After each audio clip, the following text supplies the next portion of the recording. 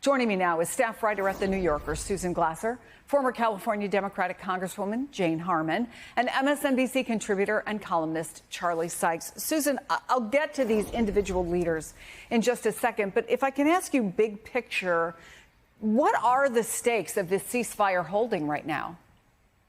Well, that's right. I mean, I think you saw President Trump's very overheated outburst this morning, dropping the F-bomb on live TV. Why did he do that? He clearly understands that the stakes are enormous for his credibility, not only in the region, but as he heads to a crucial summit meeting with all of the U.S.'s NATO allies in Europe.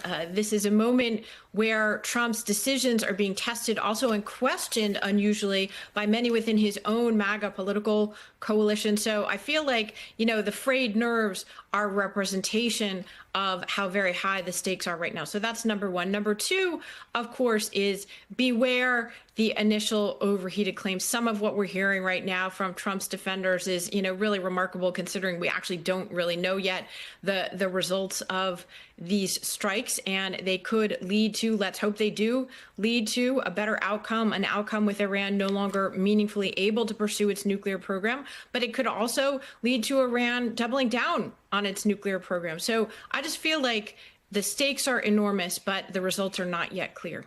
Yeah, Congresswoman, let me start with Benjamin Netanyahu. He's been a constant presence in Israeli politics since the 90s. And I think certainly when you were on the Intel Committee and Homeland Security Intel Committee, he was around. So what are you watching for from him and how he'll impact the future of the region? Well, he's an amazing survivor. Some claim that this invasion timing of Iran was his way to avoid a no-confidence vote. And I think that may be true. He was going to face an election soon, which some thought he would lose. Now, nationalism is rising in Israel, and people are congratulating him. But this is very fragile. Susan is right, and I'm on the more pessimistic side. Negotiating is fine. President Trump, however, this morning used the F-bomb, and negotiating is not a four-letter word. In order to have this come out in a way that satisfies both sides and the U.S. so that the fighting stays stopped is going to be very tricky because objectives are different. The Iranians don't want to give up their nuclear capability. They have the know-how. I think they still have a lot of the materials. And conversely, that's Israel's bottom line demand and Trump's. So how do you get to half of that or two-thirds of that? So I'm watching carefully, but I don't think yet that the answer is clear. And I think that Bibi Netanyahu dodged a bullet, but there may be more bullets, not literally, but maybe even, I hope not, in his future, because if he doesn't pull this off, and if allegedly he's shooting people in Gaza and all these other problems are still there and the hostages don't come home, the remaining ones who are alive, it's a huge problem. Susan, let's talk about another unclear answer. Okay, so we know that in Iran, the Ayatollah, who is 86, has gone into hiding with his family. The regime change question is being argued. For some, it's a question of whether he's taken out by political forces or assassination. Reports are he's had a three-man committee working on his potential replacement. What are the chances that he survives this conflict? And if he does not, that something better would be put in his place?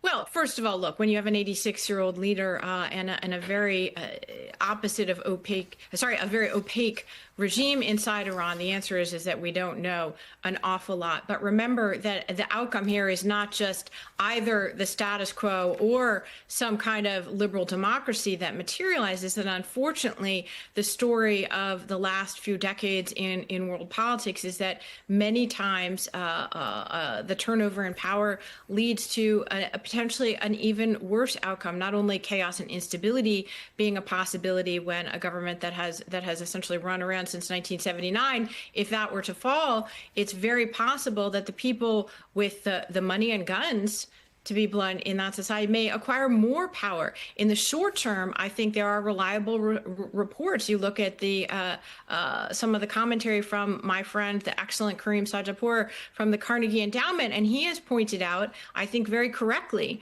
that in the short term, the voices of the people who were urging negotiations with Donald Trump and with the West are undercut by this war that Netanyahu has launched and Trump's decision to join in on it. So in the short term, at least, it's very likely to me that the moderates may be undercut inside the Iranian government circles, and that the hardliners, at least for now, might emerge with somewhat more power. But again, you know, that's part of what makes engaging in a war so very unpredictable. We don't know right now if it's a great triumph or not.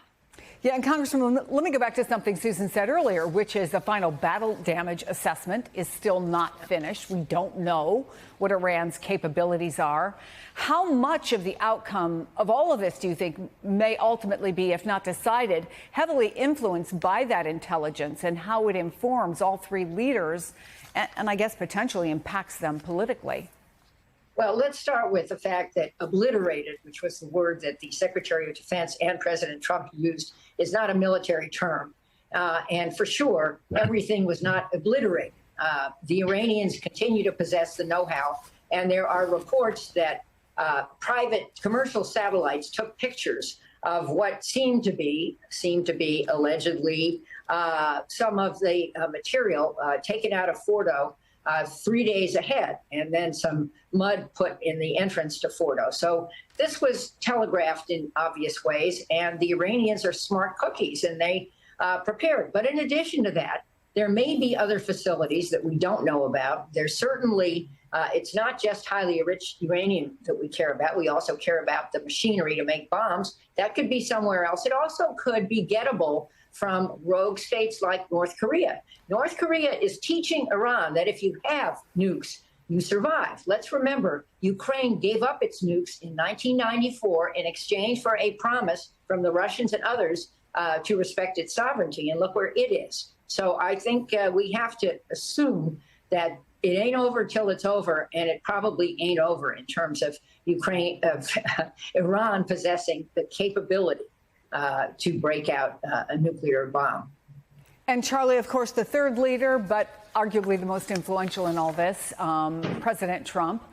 His involvement in Iran comes in direct opposition to his long-stated America First agenda and, of course, what he campaigned on.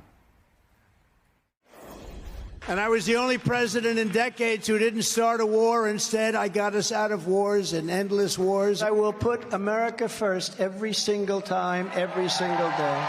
You don't want to have wars. I ended wars. I call it America first. This is the policy that built this country, and this is the policy that will save our country. They said, he will start a war. I'm not going to start a war. I'm going to stop wars. His supporters will argue that that's exactly what he just did, was stop a war. Is America First dead? Is MAGA reimagined? How do you see all this? Well, MAGA is Donald Trump, and I think we're seeing that playing out in real time, that, in fact, they are, lining up behind him. But, Donald Trump, has been railing against these endless wars for decades. What he's hoping for is this is one and done, right? You could see that with the tension and the stress this morning when he's dropping the F-bombs. But the problem with the Middle East is that none of these problems are easily solved, and the discussion has been excellent so far. We are still in a very, very, we are in early days.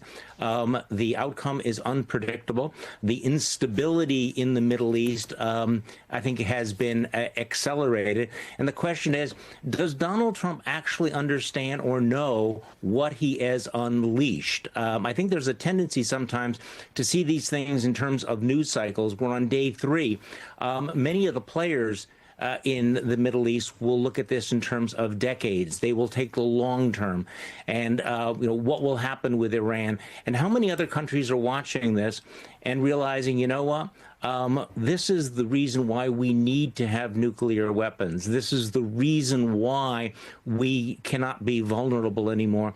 So I'm looking at this in terms of the long-term nuclear proliferation, because anyone who thinks that Donald Trump has just simply been the executive producer of a 48-hour Trump show in the Middle East, I think is incredibly naive.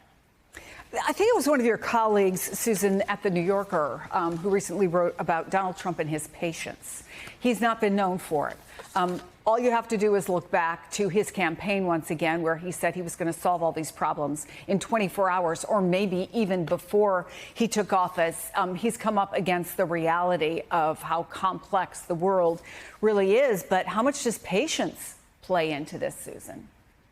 Yeah, I mean, Charlie is absolutely right to spotlight this as sort of a contest between the kind of, 24-hour news cycle version of producing the presidency, which is often how Donald Trump looks at it, and the actual long-term challenges that any president, Democrat or Republican, would face. I mean, we're talking about literally a generation of American presidents. All of America's Cold War presidents, from Bill Clinton on, have been absolutely obsessed with this question of Iran and its possibility to build a nuclear weapon. This is an issue that was keeping Bill Clinton up at night. George W. Bush, Barack Obama, of course, negotiated the nuclear deal that Donald Trump withdrew from. And this, I think, is a great answer to your question.